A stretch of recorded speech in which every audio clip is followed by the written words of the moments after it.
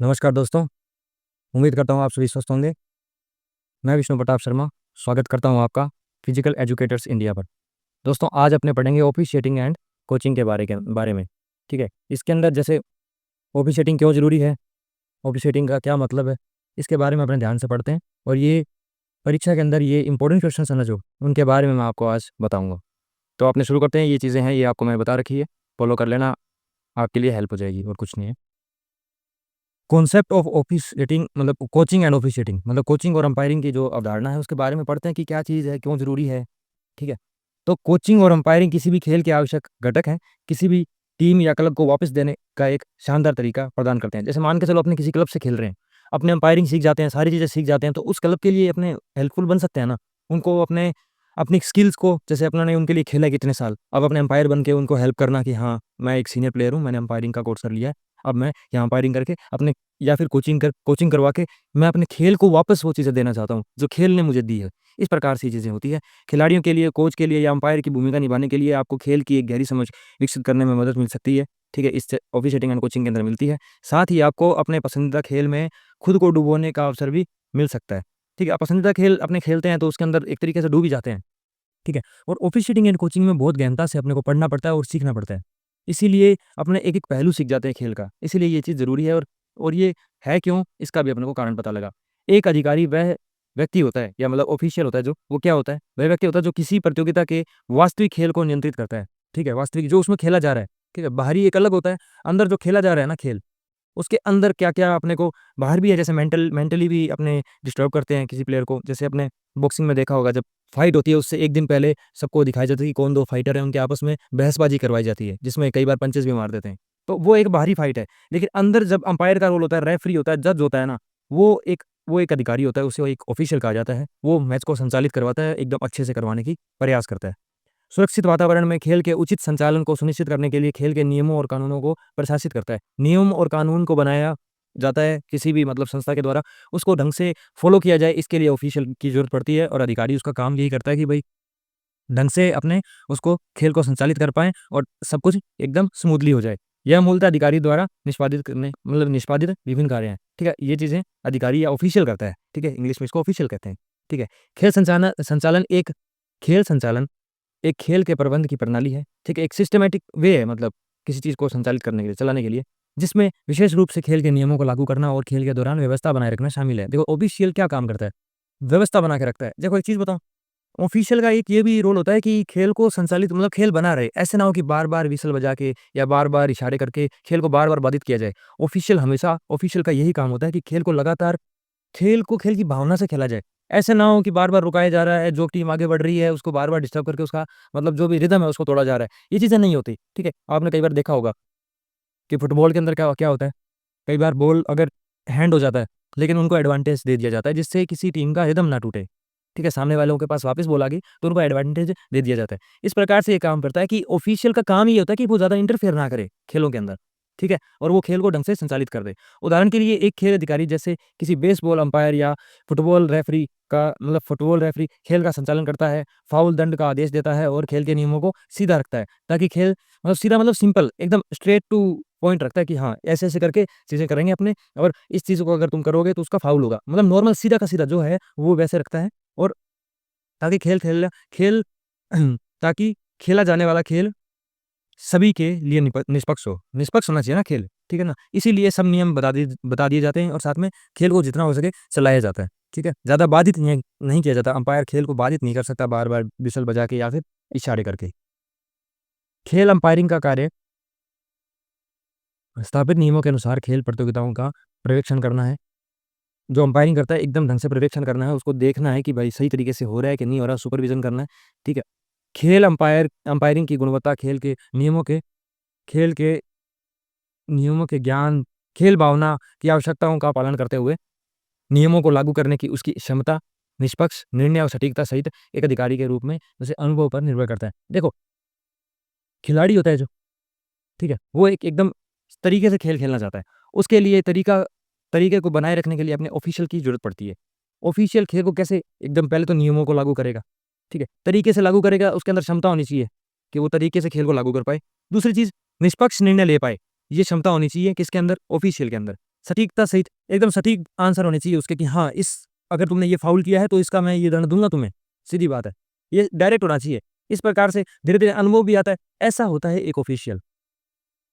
अधिकारी विभिन्न कार्यों मतलब जो ऑफिशियल होता है, विभिन्न कार्यों कर्तव्यों को पूरा करता है, जो खेल और प्रतियोगिताओं की प्रकृति पर निर्भर करती है। देखो, हर प्रकार से अलग-अलग खेल जैसे सुविधा के अनुसार भी कई बार नियमों को बदला जाता है। ऐसे नहीं किताब में बदला जाता है, कई बार सुविधा के अनुसार जैसे कई बार अपनों ने ये देखा है कि जैसे टी20 मैच होता है। टी20 मतलब 20-20 20-20 ओवर का मैच होता है। लेकिन समस्या ये आ जाती है कई बार बारिश आ जाती है तो 6 ओवर का भी करना पड़ता है। तो कंडीशंस होगी ना, लेकिन किताब में तो ये लिखा होगा कि 20 ओवर का होना चाहिए। लेकिन कई बार सिचुएशन के हिसाब से अपने को ढलना पड़ता है। यही काम किसका होता है? ऑफिशियल का होता है कि निष्पक्ष निर्णय लिया जाए। ठीक है?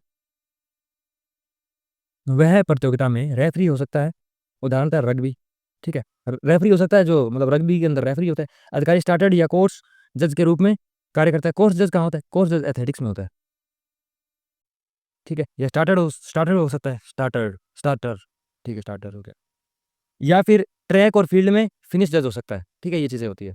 फिनिश जज भी हो सकता है। अधिकारी के रूप में फील्ड जज, स्कोर उद्घोषक, टाइम कीपर, जूरी आदि होते हैं, ठीक है? इन चीज़ों का तुम ध्यान रखना। ठीक है, कई बार इधर-उधर साउंड आती है उसके कारण थोड़ी-सी डिस्टर्बेंस हो जाती है, तब थोड़े शब्द ऊपर-नीचे हो जाते हैं, तो इस चीज़ का तुम ध्यान रखना, है ना?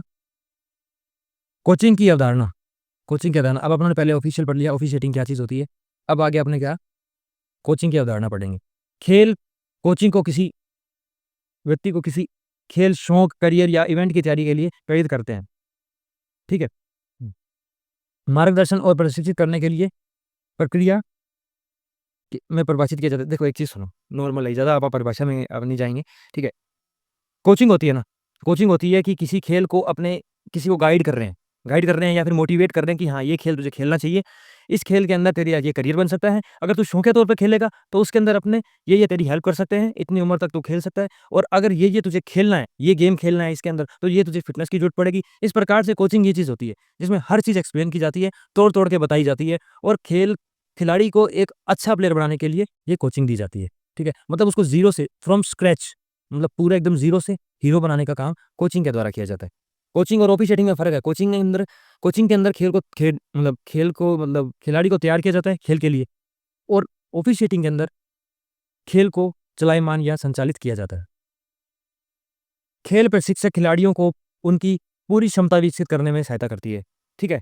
प्रशिक्षण होता है खिलाड़ी को क्या पूरा एकदम फुल फ्लेजेड एकदम पूरा अच्छा प्लेयर बनाने का काम कौन करता है? देखो कई एकदम टैलेंटेड होते हैं लोग, बहुत टैलेंटेड होते हैं लेकिन उनको टाइम से कोचिंग नहीं मिलती या ढंग से मतलब गाइडेंस नहीं मिलती तो उनका मतलब खेल भी रुक जाता है और परफॉर्मेंस भी मतलब हो नहीं पाती। तो वो चीज़ें टाइम टू टाइम अगर कोच अपने को अच्छा मिलता जाए, जैसे स्टेट तक किसी ने खिला दिया कोच ने, अगर कोच भी सोचे कि मैं अगर इसको कहीं और शिफ्ट कर देता हूँ किसी नेशनल कोच के पास में, तो इसकी और ग्रोथ हो सकती है। तो ये इस तरीके से काम करता है, ठीक है? हर एक लेवल का कोच होता है।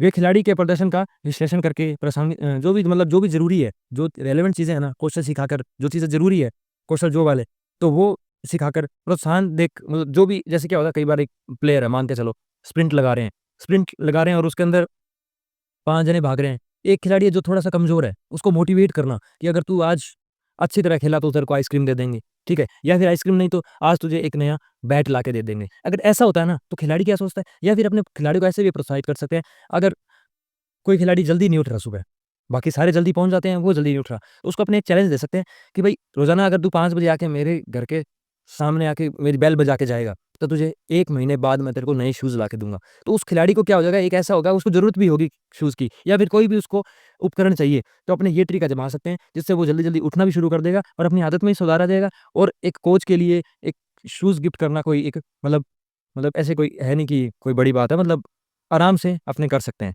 तो ये चीज़ें होती है, कोच बहुत अपने खिलाड़ी को बहुत तरीके से रखता है, बहुत ध्यान रखता है कोच एक, अच्छा कोच वही है, ठीक है? तो ये चीज़ें हो गई, प्रोत्साहन कर उन्हें खेल में प्रशिक्षित करने के लिए ज़िम्मेदार होते हैं, ठीक है? अच्छी तरह ट्रीट किया जाता है। उनका काम खिलाड़ियों की प्रेरणा बनाए रखना और उनमें उत्साह और जोश पैदा करना भी है, ठीक है? आगे अपने देखते हैं। अब कोच की भूमिका क्या है?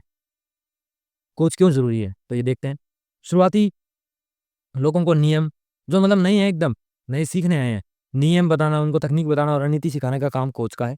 टीमों और व्यक्तियों को प्रदर्शन बढ़ाने में मदद करने के लिए एक उद्देश्यपूर्ण दृष्टिकोण प्रदान करना। देखो, एक चीज़ बताओ, चीज़ें क्या होती है कि अपने ज़रूरी नहीं होता कि प्रैक्टिस जो कहते हैं हार्ड वर्क करते रहो, हार्ड वर्क करते रहो, या फिर ऐसे कहते हैं अपने को हार्ड वर्क करो, स्मार्ट वर्क करो, ये चीज़ें नहीं है। ये है अपनी जगह सही है।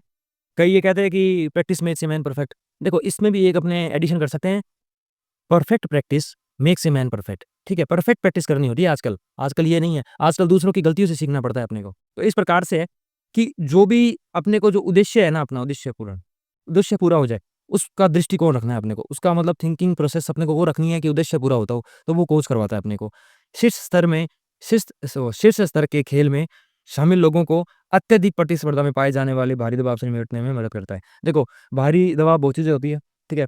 कई चीज़ें होती है, जैसे अपने को जिस घरवालों को नहीं बता सकते, वो अपने कोच को बताते हैं। कोच अपने को हेल्प करता है। बाहरी चीज़ें जो अपने को परेशान कर रही है ना, उनको निकालने के लिए दिमाग से कोच बहुत बड़ी भूमिका निभाता है, ठीक है? तो ऐसे करके खेल में भी अपने को निभाएगा ही। खेल में जो परेशान कर रहा है, उसकी टेक्निक अच्छी बता देंगे कि भाई इस तरीके से खेल, या फिर ये टेक्निक लगा जिससे अपने सुविधाजनक रूप से अपने पॉइंट अर्जित कर सके। ऐसे ही बाहरी तत्वों से निपटने के लिए भी कोच बहुत मददगार होता है। विशेषज्ञ शिक्षण मतलब जो एकदम एक्सपर्ट वाला होता है ना, एकदम उसको गाइड करना, एक्सपर्ट वाला, वो कौन करता है? वो कोच करता है। रचनात्मक आलोचना, रचनात्मक मतलब जिससे उसके अंदर चीज़ें डेवलप हो जाए, कंस्ट्रक्टिव होता है, मतलब उसमें ऐसा ना हो कि वो खेलना ही छोड़ दे। ऐसी चीज़ें कि वो अब अपने कोई अगर स्ट्रेट ड्राइव नहीं मार पा रहा, तो उसको ये बताना कि स्ट्रेट ड्राइव से तुझे चौका मिलेगा, हर बॉल पे चौका मिल सकता है। उसको उसी बॉल या उसी टेक्नीक में उसको खिलाना काफ़ी दिन, ठीक है? या फिर उसको इतनी सी जगह दे देना कि वो उसको स्ट्रेट ड्राइव ही मार सके।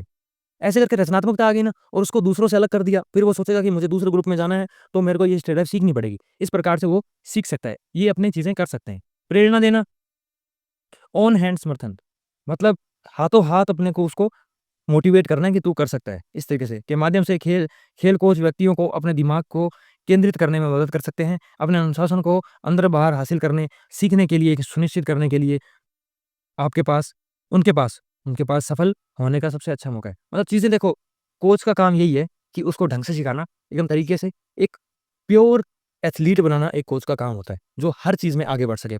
एक खिलाड़ी होता है ना, वो उसमें बहुत दिमाग होता है, वो मेहनत करे तो पढ़ाई में भी अच्छा कर लेता है। दोनों चीज़ें अच्छी तरह बैलेंस हो सकती है। अगर अपने रोज़ पढ़ाई को भी 2 घंटे दें और अपने 6-7 घंटे अगर खेलने को दे रहे हैं या 10 घंटे खेलने को दे रहे हैं, तो भी कोई दिक्कत नहीं है। आप अच्छे से पढ़ाई भी कर सकते हो और खेल भी सकते हो। खिलाड़ी में बाकी लोगों की तुलना में ज़्यादा दिमाग होता है, और वो क्योंकि जैसे क्रिकेट में देख लो या फिर कोई भी गेम में देख लो, फ्रैक्शन ऑफ सेकंड्स में सोचना पड़ता है, रणनीति बनानी पड़ती है कि अगर वो ये टेक्निक लगा रहा है, तो मैं हाथों हाथ दूसरी टेक्निक लगा के उसको वापस वही चीज़ उस पे ही डाल दूँ। ये चीज़ें होती है, तो ये खिलाड़ी में बहुत दिमाग होता है। ठीक है, अब क्वालिटीज़ क्या-क्या होती है एक अधिकारी की? क्वालिटीज़ अपने अगली वीडियो में पढ़ेंगे, ठीक है? ये सारी चीज़ें मैं आपको, क्योंकि शॉर्ट वीडियो में, छोटी-छोटी वीडियो में मैं आपको समझाता रहूँगा, उससे आपका ये बेनिफिट है कि आप तरीके से और कम टाइम में ज़्यादा चीज़ें सीख पाओगे, ठीक है?